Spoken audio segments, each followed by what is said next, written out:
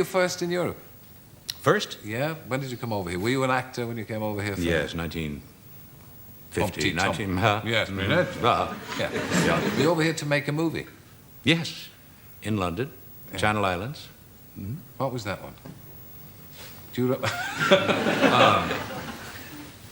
The Sea Devil, it was called. Yeah. You obviously, don't ask me what it was about. I don't remember. I was going to say you remember it with a great deal of affection. And now you're back here again with us. Do you visit very often? And is it easy for you to travel around? Well, I love England. I love London, so as much as I can, yes. But it can't be easy for you to be anonymous. Oh, yes, it can. Can it? Oh, yes. I would have and I walk fast. I would have recognized you immediately. No, you wouldn't. Wouldn't I? No. I walk too fast. Who were your idols when you decided to go into Spencer Tracy. Is that who you wanted to be? Oh, yes. You were too tall for Spencer Tracy. I know. I don't care. I don't care. I loved him. As your film career developed, and I watched it closely because I was a great fan, still am. Thank you. And I'm not a fan of many people. I didn't see the Sea Devils. Who says I didn't see the Sea Devils? And you don't remember it if you did. I did. I was testing you. What was it about? It was about these people on the sea playing a very vital role in the struggle to keep Europe and mankind free from the fascist threat. Was it? You were in it. I don't remember. I really don't. Films like Pillow Talk seem very tame now by comparison with today's more explicit standards. Do you regret the way films have gone in terms of being more explicit? No, I don't. I must tell you something I find interesting. Pillow Talk was, I don't know, 20 years ago, 25 years ago. We almost didn't do it because it was too dirty. But those are the days you had to keep a foot on the floor. Yes. And it had to be single beds, didn't it? Yes, but also, in getting back to your question,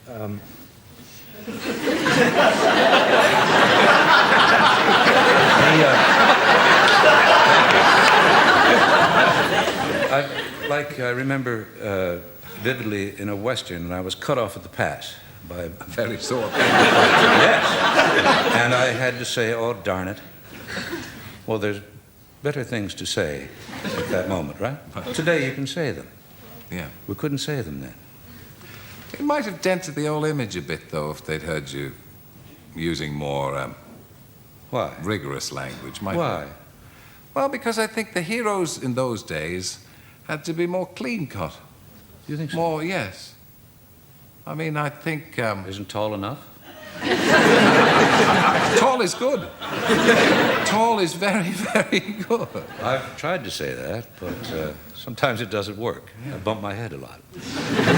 What about breaking into the films at first, to get back to how you got in the first place? Before Sea Devils?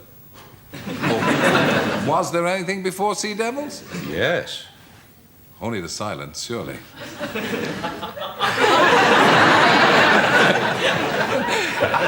How did you actually break in? This is going to sound smug, and I don't mean it to. I applied for a job and got it. Only because I didn't know any better. I just sent some pictures around and asked for interviews, and I got one interview. And got the part from there? Well, no, that man became my agent a couple of years later, and but he took me around to a director, and the director said, fine, we'll put him in this film, see what he looks like, give him some lines here and there. And that's how I started. What about the lovely ladies with whom you've acted?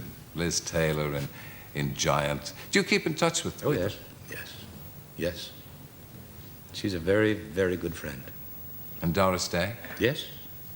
She lives just below San Francisco. No, she doesn't live in Los Angeles anymore. Was she as sweet and bubbly in real life as she was on the films? We never stopped. We had uncontrollable giggles. We couldn't stop. We couldn't look at each other. I remember one, if I can take a little time. Of course. I have to explain this a bit.